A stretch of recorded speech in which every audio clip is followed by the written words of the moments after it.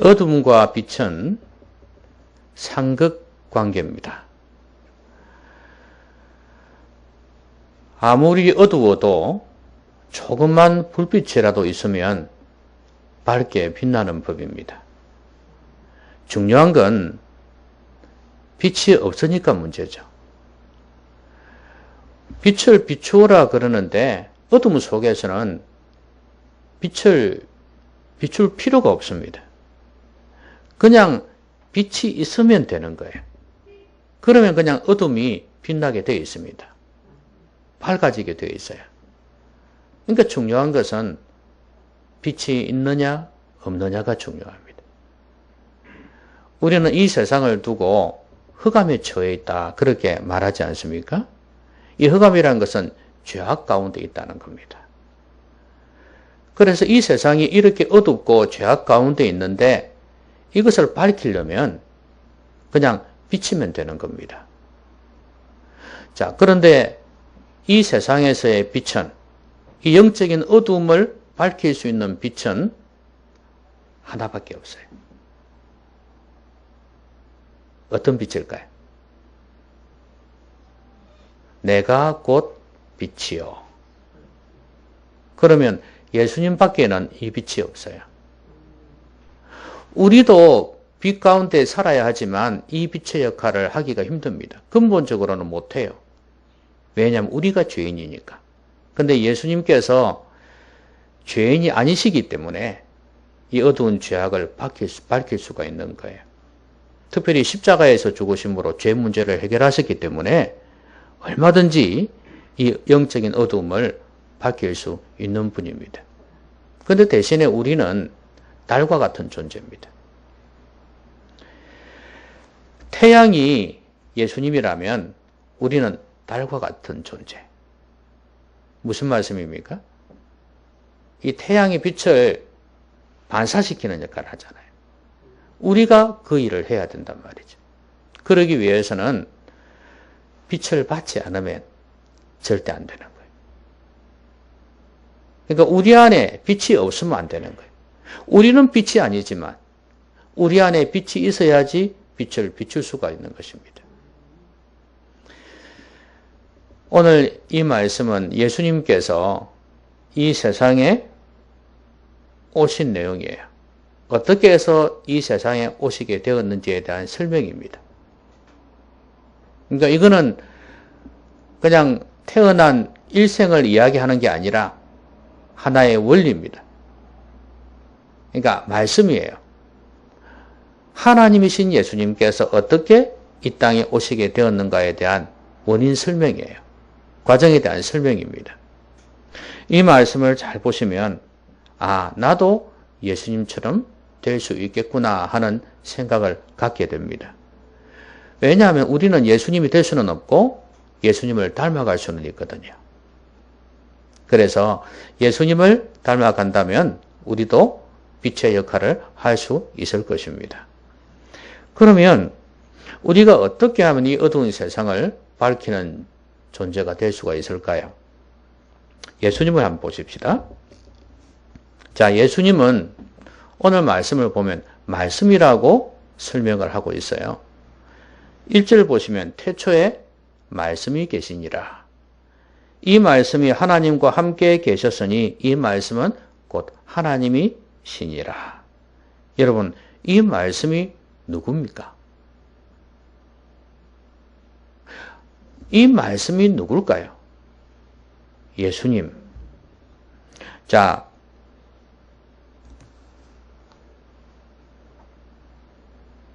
이 말씀이 나중에 14절에 가면은 말씀이 육신이 되어 우리 가운데 거하심에 우리가 그 영광을 보니 아버지의 독생자의 영광이요 은혜와 진리가 충만하더라. 그랬지 않습니까?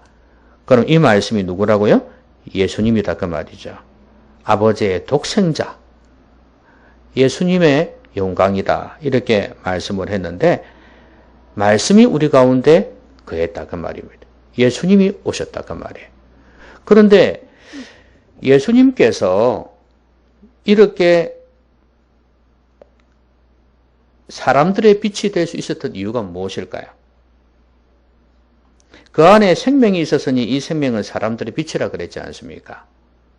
그러면 예수님이 이렇게 빛이 될 수 있었던 이유는 그 안에 영적인 생명이 있었기 때문입니다. 그런데 그 이전에 예수님은 하나님과 함께 계셨으니 이 말씀은 곧 하나님이시니라 그렇게 말씀하셨어요. 제일 중요한 건 뭐냐면 예수님은 하나님과 함께 계셨다는 거예요. 여러분 자꾸요 이단들에게 빌미를 줄 생각을 해서는 안 됩니다. 예수님은 하나님이야. 그래서 하나님과 동등하신 분이야.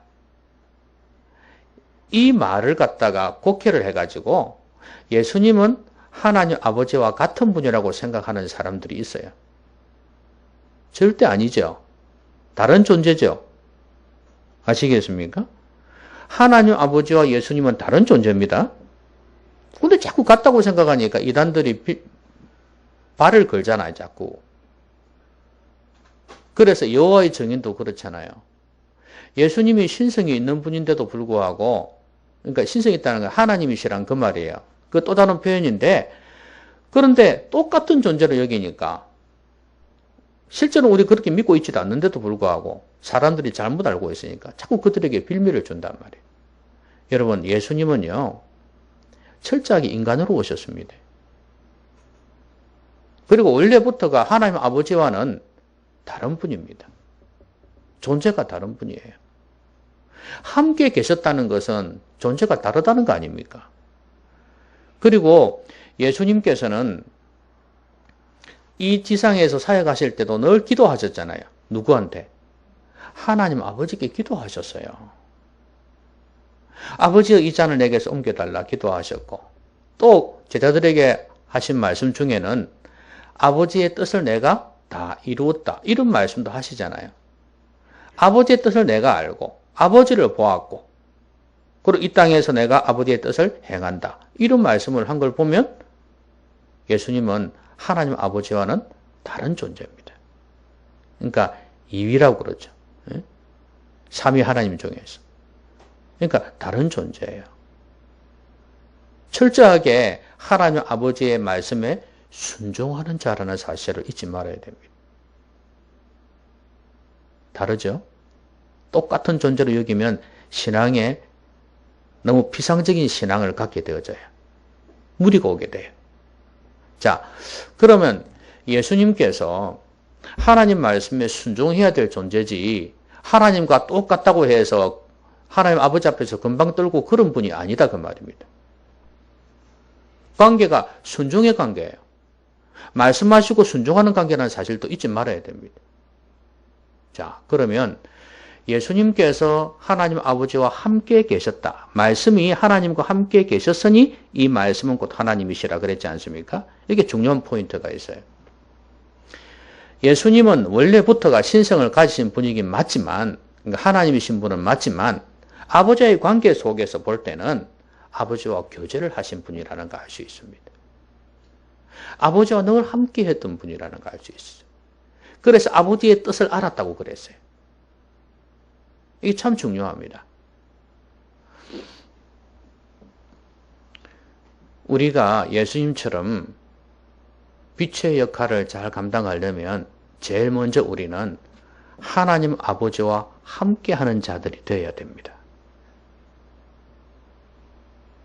여러분, 하나님 아버지와 함께 하려면 어떻게 해야 될까요?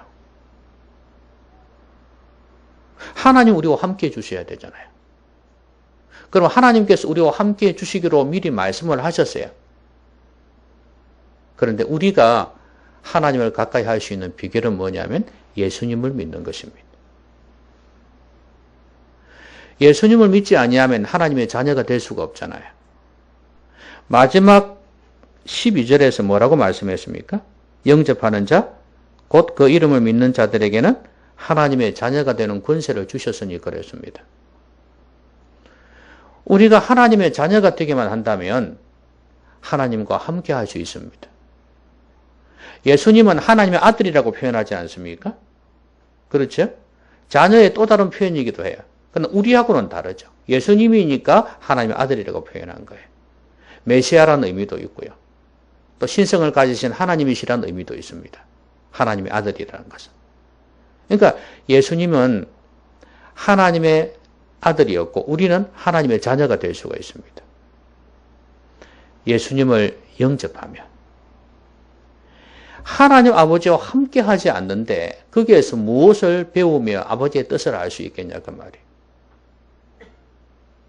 그러면 이 세상에서 빛을 비출 수가 없습니다.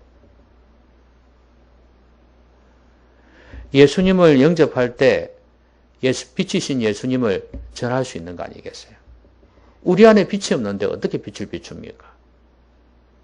그러니까 영접하는 자, 예수님을 믿는 자들에게 이런 자녀의 권세를 주십니다. 여러분, 예수님을 믿는 것은 하나님의 은혜다. 맞습니다. 하나님 은혜이면 틀림이 없는데 근데 그 은혜가 우리 모두에게 믿도록 주어졌습니다. 예수님을 보내신 것 자체가 벌써 모든 죄인들에게 주신 은혜 아니겠습니까? 그렇죠? 그 다음에 교회당에 나와서 예배를 드리며 말씀을 듣는, 복음을 듣는 이것도 벌써 하나님께서 나에게 은혜를 주고 있다는 거 아니겠습니까? 그 다음에 그럼 중요한 건 뭐예요? 내 반응이에요. 여기에는 이제 철저하게 내 결단이 필요한 거예요. 하나님이 나를 사랑하지 않는 것 같아. 하나님이 은혜를 베푸시지 않는 것 같아. 이거 아닙니다. 하나님께서 너무 많이 우리에게 은혜를 베푸셨고 우리를 구원하고자 지금 말씀을 하고 계신다는 거예요. 그렇다면 내 의지로 결단하는 것밖에 없어요. 물론 마귀는 이때까지 믿지 않는 사람을 사로잡아 왔기 때문에 자꾸 방해를 하겠죠. 복음 들을 때 이 생각 나게 하고 저 생각 나게 하고 내가 옛날에 시주장께 들었던 그런 지식들을 가지고 막 판단을 하고 죄려고 하겠죠. 그런 과정들이 있겠지만 계속해서 내가 말씀을 들을 수 있다는 것은 하나님께서 지금 나를 부르고 계신다는 거예요. 결단하셔야 됩니다. 그럴 때 뭐라고 해야 되냐면 단호하게 말해야 됩니다. 사탄아 물러가라고 해도 괜찮고 주님 앞에서 주님 저는 주님을 믿겠습니다. 이렇게 단호하게 말로 선포해 보십시오. 이제 내 마음에 어느 정도는 하나님께서 말씀을 많이 하셨어요. 나도 이제 알아요. 이제는 결단하시라 그 말이에요. 말로 선포하십시오. 여러분 그런 게 있지 않습니까? 기분이 좀 찝찝하고 우울할 때 그게 푹 빠져 사는 사람이 있는가 하면 내가 이러면 안 되지. 일어나야지. 살다 보면 이런 일이 있을 수도 있지 뭐. 이러면서 나는 굴복 안 할 거야. 일어날 거야 하고 일어나는 사람이 있잖아요. 그러고 지나다 보면 아무것도 아닌 것처럼 되는 경우가 있잖아요. 이렇게 말로 먼저 선포하고 일어나라고 말이에요. 주님을 믿는다는 것은 내 의지를 가지고 고백하는 것입니다. 이 하나님의 자녀가 되는 게 안 되면 하나님과 함께하는 삶이 될 수가 없어요. 하나님과 함께하는 교제의 시간은 우리가 빛의 삶을 사는 데 있어서 아주 기본적이고 필수적인 것입니다. 여러분, 내가 하나님으로부터 배운 게 있어야지, 받은 게 있어야지 내가 전할 거 아니겠습니까? 배운 거 없는 사람은 다른 사람에게 그 배우지 못했기 때문에 전할 수가 없습니다. 예수님을 알아야, 하나님을 알아야 내가 전할 수 있지 않겠습니까? 하나님과의 교제의 시간을 통해서 우리는 영성도 강해지고요. 그리고 영적인 깨달음도 많아집니다. 하나님 말씀도 계속해서 배우고요. 아버지의 마음도 알게 됩니다. 교제의 시간, 성도들에게 있어서는 절대적인 것입니다. 여러분, 하나님과의 교제의 시간을 얼마나 갖고 계십니까? 살아있는 성도는, 진정으로 거듭난 성도는 하나님과의 만남을 갖고 싶어 합니다. 교제의 시간 절대 잊지 마십시오. 이것이야말로 우리가 빛의 삶을 사는 비결이라는 사실. 이걸 꼭 기억하셨으면 좋겠습니다. 아까 말씀드린 그 안에 빛이 있었다, 생명이 있었다 그랬지 않습니까? 이 생명은 사람들의 빛이라 그랬어요. 여러분, 이 생명은 어떤 생명일까요? 여러분, 생명은 세 가지가 있습니다. 자, 헬라어에도 이 생명이 세 가지로 되어 있는데요.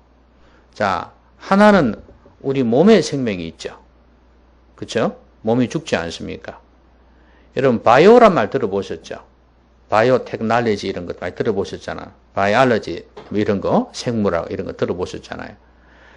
이게 비오스라는 헬라어에서 나온 겁니다. 비오스는 뭐냐면 우리 육신의 몸의 생명을 이야기하는 거예요. 그 다음에 정신적인 생명도 있습니다.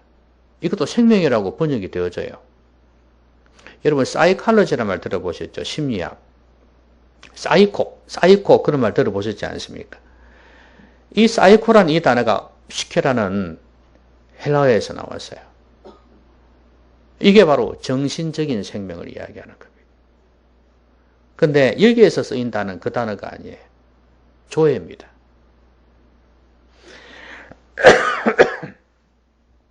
조회는 영적인 생명입니다. 그럼 여기에서 말하는 생명은 영적인 생명이에요. 이 생명은 사람들의 빛이라 그랬어요. 여러분, 우리가 어떻게 이 생명을 소유하게 되죠? 아까 말씀드린 것처럼 예수님이 내 안에 오셔야 되는 거예요. 예수님이 영적인 생명을 가지고 있기 때문에 예수님이 내 안에 들어오셔야지 내가 살게 되는 겁니다. 내가 영적으로 살아야 빛의 역할을 할 수 있다고 말입니다. 이 생명은 사람들의 빛이라 그랬죠? 여러분이 이 세상에 살아가면서 다른 사람들에게 빛의 역할을 하려면 살아있어야 됩니다. 거듭나지 못했는데 영적으로 죽어 있는데 어떻게 빛의 역할을 할 수 있단 말입니까? 어두움 가운데 죄악 가운데 살아가는데 그들에게 어떻게 빛의 역할을 할 수 있냐 그 말이에요. 핵심은 그거 아닙니까? 죄악 가운데 있는 사람에게 예수님을 전해야 되는 거 아니겠습니까? 복음을 전해야 되는 건데 내 안에 영적인 생명이 없는데 어떻게 전할 수가 있겠어요? 확신도 없을 뿐만 아니라 전할 방법도 몰라요. 전할 수도 없어요. 내가 영적으로 살아있는 이 일은 죄악을 자백하면서 예수님을 믿을 때 가능합니다. 십자가에서 내 죄 때문에 죽으신 예수님을 믿을 때 그때 내가 살아날 수 있다고 말이에요. 접붙임이라는 거 있지 않습니까? 물론 우리가 접붙임이라고 조금 차이가 있지만 어쨌거나 접붙임을 당해야지 우리가 살아날 수 있어요. 그래서 원래 우리는 그 접붙임 하면은 어떻게 됩니까? 과일이 접붙임한 가지에 과일이 나죠. 근데 성경에서 말하는 접붙임은 뭐예요? 붙여놓으면 이 나무 덩치에 이게 열매가 맺힌다고 그리 되어 있잖아요. 그래서 우리는 예수님에게 접붙임을 당한 사람이에요. 그 예수님의 열매를 맺을 수 있는 사람들이죠. 그래야 살게 됩니다. 그렇지 않으면 나무는 죽는 거예요. 나무가지는. 그래서 주님께 접붙임 당하는 것, 주님의 그 생명이 우리 가운데 흘러 들어와야지 가지가 살 수 있다 그 말이에요. 여러분, 영적으로 살아 있어야 됩니다. 예수님을 영접하는 순간에 영적으로 살지만 또 하나는 성령께서는 살리는 영이십니다. 살리는 영인데 우리 안에 예수님을 영접함으로 성령께서 내주하시는데 성령을 소멸시키고 성령을 근심시켜버리면 성령께서 일하실 수가 없습니다. 이게 바로 우리 안에 생명이 없는 것과 같게 되는 거예요. 그러니까 여러분 성령을 소멸시키지 않도록 늘 성령 안에 깨어있는 삶을 살아야 됩니다. 여러분, 코감기 걸려보셨습니까? 예? 코감기 걸려보셨어요? 비염 같은 거 있잖아요. 맹맹하고 머리가 띵하고 그렇지요? 근데 이게 다 낫고 나면 어떻습니까? 시원합니다. 영적으로 살아있다는 게 이와 같아요. 뭔가 온갖 세상의 것으로 영적인 부분이니까 이게 정신적이고 영적인 부분이니까 이게 막 괴롭고 스트레스 받고 막 온갖 찌부둥해지고 영혼이 막 이런 상태에 있는 거야. 그런데 이게 성령 충만해지면요. 아까 얘기한 그런 시원한 게 영혼의 시원함이 느껴지는 거. 이게 바로 영적으로 살아있을 때 우리에게 주어지는 은혜입니다. 여러분 영혼이 얼마나 맑느냐 깨끗하냐가 여기에서 결정되는 거 아니겠어요? 이런 맑고 깨끗하고 힘있는 영혼이 될 때 우리는 빛을 비추는 사람이 될 수가 있어요. 그럼 내 영혼도 관리를 못하는데 무슨 빛의 역할을 한단 말입니까? 안 된다 그 말이에요. 내가 살아있어요. 여러분 영적인 생명은 우리에게 주어졌지만 예수님을 믿음으로 주어졌지만 늘 성령을 소멸하지 아니하고 성령 안에 깨어있음으로 인해서 우리의 영적인 생명을 계속해서 건강하게 유지해 가야 된다는 것을 잊지 말아야 됩니다. 그래야 빛의 역할을 할 수 있어요.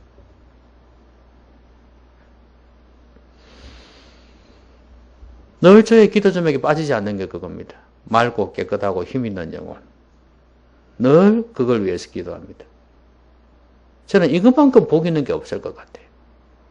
늘 말씀드리지만 이 세상에 천금을 가진다 한들 영혼이 살아있지 못한데 무슨 의미가 있겠어요? 이거는 성령께서 주시는 은혜입니다. 세상에 무엇으로 이런 영혼의 맑음을 주겠어요? 절대 안 됩니다. 하나님의 은혜요, 말씀의 은혜요, 성령의 은혜입니다. 이 복을 여러분 누리셔야 됩니다. 그래야 다른 사람에게 너무 좋다. 이 진정성이 전달돼야 안 되겠습니까? 너무 좋다.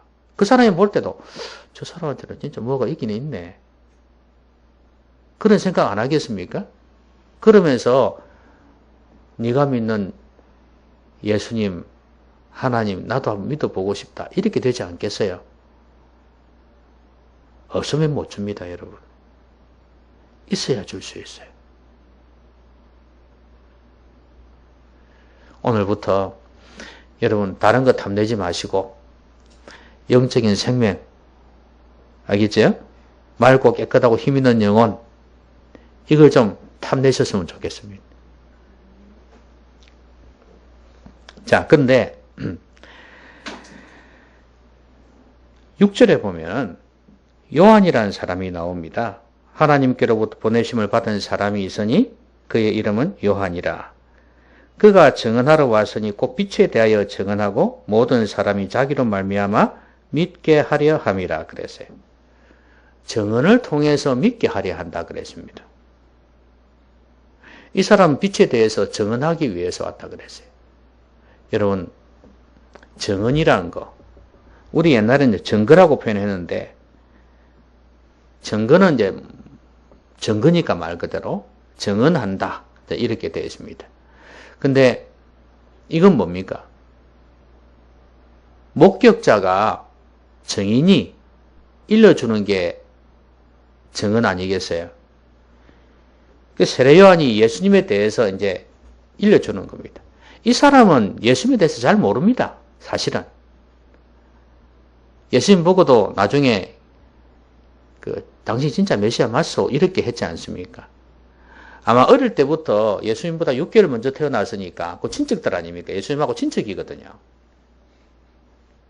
몰랐죠? 친척인 줄. 예수님하고 친척이에요. 마리아가 친척 집에 갔잖아요. 세례 요한의 아버지 어머니한테 갔지 않습니까? 그때 서로 축복하고 그랬잖아요. 근데 그때 아마 이제 태어났을 때도 자라면서 이야기를 들었겠죠. 우리 집안에 이 예수라는 사람이 있다. 이렇게 들었겠죠. 나중에. 들었겠지만 그래도 자세히는 몰랐어요. 대신에 이 사람은 구약 성경을 통해서 예수님에 대해서 많이 알고 있었어요. 그러니까 메시아가 누구인지, 메시아가 어떤 존재인지에 대해서는 알고 있었다고 볼 수 있어요. 그러고 난 뒤에 이제 예수님에 대해서 어느 정도 알고 난 뒤에는, 만나고 난 뒤에는 본격적으로 예수님을 전하지 않습니까? 회개하라. 천국이 가까웠다. 예수님이 오셨다는 거죠. 회개를 선포하면서 예수님을 믿으라고 권면을 한 겁니다. 정언을 통해서 믿게 된다. 아까도 말씀드렸듯이 내가 내 안에 예수님이 없으면 정언을 할 수가 없습니다. 내가 만난 경험이 없으면 전할 수가 없어요. 그리고 내 삶 속에서 주님을 경험하는 그런 삶이 되지 않고서는 주님을 전하기가 힘들어집니다. 그게 구원 간증이든 생활 간증이든 간에 같은 거잖아요. 결국은 하나님 나와 함께 하신다는 거 아니에요. 그렇죠? 그걸 전해줘야 되는데 내가 만나지 못하는데 어떻게 전합니까? 정은 하나님은 이걸 통해서 복음 전하기를 원하십니다. 여러분, 교회로 사람들을 끌고는 올 수 있습니다.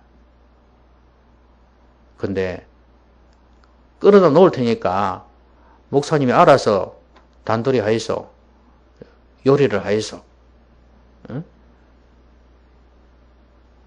너무 무책임한 이야기, 사실은. 저도 복음을 전하면서 하겠지만 핵심 포인트는 여러분의 삶 속에서 여러분이 경험한 예수 그리스도를, 하나님을 전해주는 게 중요합니다. 그러면서 하나님 말씀을 교회에 와서 들으면서 완전히 이제는 전방위적으로 그냥 폭격을 가하는 거죠. 그래가지고 무너뜨리는 것입니다.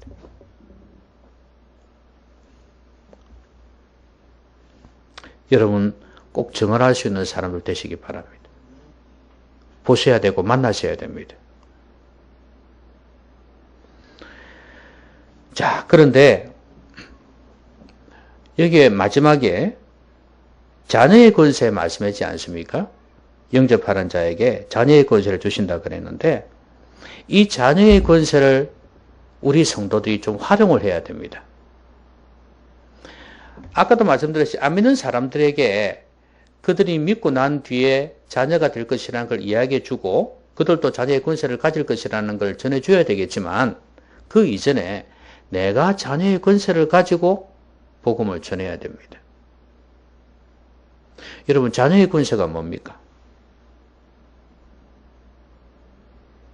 예? 자녀의 권세가 뭡니까? 이 귀한 말씀을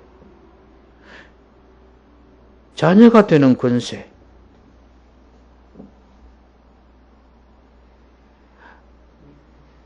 보세요. 성도들이 자녀의 권세를 말을 하지를 못한다? 그러면 모른다는 말로 생각해도 괜찮겠습니까? 알긴 아는데 분명히 모른다? 어렴풋이 한다? 이렇게 도 괜찮을까요?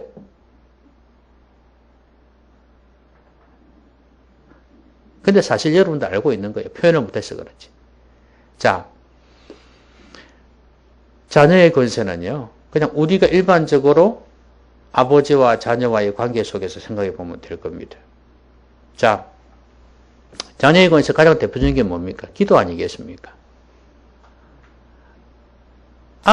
자녀가 아버지에게 필요한 것을 달라고 간청할 수 있지 않겠습니까? 어릴 때야 장난감도 사달라, 뭐도 사달라 하죠. 능력되면 해줍니다. 애들 버릇다고 없이 크지 않도록 하는 범위 내에서는 해주려고 할 겁니다. 해로운 게 아니라면. 그게 자녀의 권세입니다. 기도입니다. 또 자녀의 권세가 뭡니까?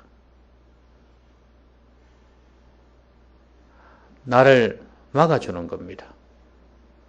동네에서 어릴 때는 형아들이 나를 괴롭히면 힘들지만 옆에 아빠가 있으면은 당당해지죠. 눈빛이 바뀌고. 그죠? 폼이 달라집니다. 어릴 때는 그렇습니다. 그래서 어릴 때는 아빠가 필요하다는 말을 많이 하는 이유가 바로 그것 때문이에요. 그래서 원수들로부터, 적으로부터 막아주는 권세입니다. 이게 바로 사탄으로부터 막아주는 거예요. 영적인 권세입니다. 이게 자녀의 권세입니다. 또 뭐가 있나요? 자녀의 권세가? 아버지 집에 갈 수 있는 권세입니다. 천국이에요. 우리는 아버지 집에 허락받고 들어가지 않습니다. 내가 자녀인 것을 나도 알고 아버지도 안다면 마음껏 들어갈 수 있습니다. 이 세 가지가 자녀의 권세의 대표적인 거예요. 그 중에서 이 영적인 싸움에 있어서 안 믿는 사람들을 마귀가 계속해서 사로잡고 있잖아요. 그들을 빛 가운데로 인도하려면 이 자녀의 권세를 활용해야 된다 그 말이에요. 여러분, 마귀는 한 사람을 잡고 있을 때 전방위적으로 잡고 있습니다. 그냥 쉽게 예수님 믿을 것 같지만 절대 그렇지 않다는 거예요.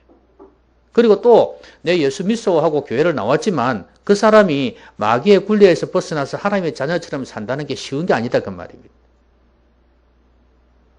대도조수행 받지 않습니까? 예수 믿는다 하면서 그 믿는 여자하고 결혼도 하고 이래가지고 간증도 하러 다니고 그랬지 않습니까? 웬걸 또 도둑질하고 감옥에 들어가고 또 나중에 또도 하고 그 사람 인생 끝났습니다. 여러분, 우리가 이 자녀의 권세를 예수 믿지 않는 사람들이 믿게 하기 위해서 우리 자녀의 권세를 활용할 필요가 있습니다. 그 사람을 마귀가 잡고 있기 때문에. 그런데 중요한 것은 교회는 나왔어도 계속해서 마귀가 사로잡고 있을 수 있습니다. 그걸 도와주기 위해서는 이 자녀의 권세를 활용해야 되는 거예요. 예수 믿는 사람에게 이 권세가 있으니까. 그래서 그 사람의 생각, 그 사람의 습관, 그 사람의 성격, 이런 모든 것들을 갖다가 자꾸 마귀에서부터 벗어날 수 있도록 영적인 영향력을 가하는 것입니다. 이렇게 되어질 때 그 영혼이 점점 주님의 사람으로 바뀌어져 가겠죠. 이것까지 우리가 해야지 빛의 역할을 할 수 있다고 볼 수가 있어요. 교회 들어놨으니까 이제 알아서 해라. 너무 무책임한 거 아니에요. 성도는 그래서는 안 됩니다. 영혼에 대해서 책임을 져줘야 돼요. 그런 말 있잖아요. 전도당한 사람에게 죽을 때까지 죄인이다. 책임을 져야 되는. 갑이 아니고 을이에요. 영원히 을이에요. 영원히 을. 부모가 자식에게 을인 것처럼. 내리사랑이란 말이 있지 않습니까? 그런 것처럼. 그러니까 끝까지 그 영혼이 설 수 있도록 책임을 져줘야 되는 거예요. 이게 바로 빛의 역할을 할 수 있는 것입니다. 그런데 우리 주님은 금방 말씀드린 그렇게 사셨어요. 그래서 많은 영혼들을 옳은 대로 돌아오게 하신 거 아니겠습니까? 이제 우리도 이 일을 해나가야 됩니다. 쉬운 게 절대 아닙니다. 그래서 예수님처럼 이렇게 해야 된다는 거예요. 예수님을 영접한 자가 되어야 돼요. 그리고 하나님과 함께 해야 돼요. 이 교제의 삶. 누구와 함께 하느냐가 얼마나 중요한지 모릅니다. 그렇죠? 영향을 주고받을 수 있으니까. 그래서 주님과 함께 하는 삶.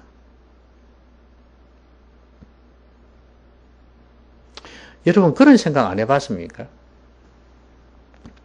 부부가 이제 평생을 같이 살잖아요. 그렇죠?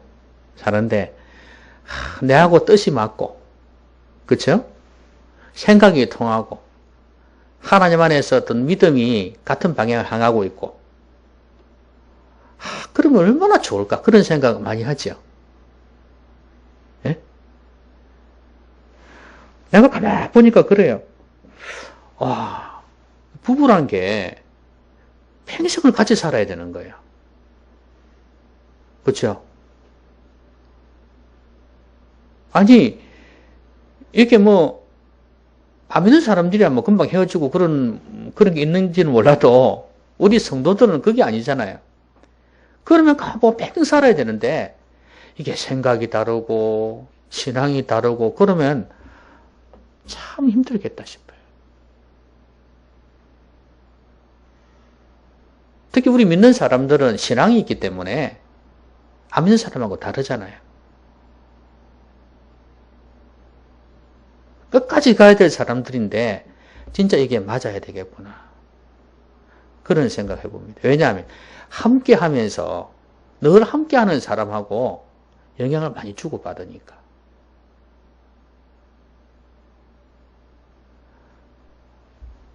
그래서 안 싸우는 비결은 뭐냐? 많이 떨어져 있는 거예요. 그래서 남자들은 직장에 가, 그리고 또 퇴근이 아니라 퇴직을 하지 않습니까? 조기 퇴직을 하고 일하지. 그러면 여자들이 어떻게 하면 몰아내지 않습니까? 이 인간아 왜 집구석에 머물러 있노 이러면서 막 몰아내잖아요. 그런 남자들이 있죠. 한 50대, 60대 되면 저 산으로 가 있고 저 바다로 가 있고 나이 더 들면은 이제 지하철에 타고 다니고 옆에 공원역에 다니고 이랍니다. 아니, 왜 꼭 그래야 되냐고. 같이 이 좋은 영향을 주고받으면서 그러면 얼마나 좋아. 같이 음악도 듣고 같이 취미도 하고 응? 같이 기도도 하고 이러면 얼마나 좋아. 안타깝죠. 여러분, 이 교제가 누구와 함께 하느냐 이게 이렇게 중요하다는 거예요. 하나님과 함께 할 때 성령의 은혜를 받을 수 있고 영적으로 새로워질 수 있어요. 좋은 걸 다 이렇게 받아들이는 게. 여러분 기를 받는다는 게 있죠. 젊음의 기를 받는다. 젊은 사람한테 함께 할 때. 그런 것처럼 하나님 영적인 기운을 받을 수 있단 말이에요. 영혼이 새로워져요. 여러분이 지금 이렇게 드리는 이 예배요. 예사로 생각할지 모르지만 이거 안 하는 거하고 하는 거가 엄청나게 차이가 있습니다. 설령 안 믿는 사람이라 할지라도 교회에서 예배 드리는 거고 안 드리는 거 엄청나게 차이가 있어요. 그런데 믿는 사람은 말할 것도 없죠. 하나님과의 만남, 교제, 여러분 절대 소홀하지 마십시오. 여러분 영적인 생명을 잘 관리하셔야 돼요. 늘 깨어 있어야 돼요. 영혼이 죽지 않도록. 성령을 소멸하지 않도록. 맑고 깨끗하고 힘있는 영혼 가질 수 있도록. 그래서 여러분이 경험하신 예수 그리스도를 전할 수 있는, 간증할 수 있는 그런 성도들이 된다면, 그리고 자녀의 건설을 가지고 악한 마귀를 공격하면서 그 영혼들을 도와준다면 여러분들은 빛의 역할을 감당할 수 있을 것입니다. 어둠 속에 빛을 비추는 여러분 되시기를 주의 이름으로 기원합니다. 기도하십시오. 말씀 생각하면서 같이 한번 기도하겠습니다.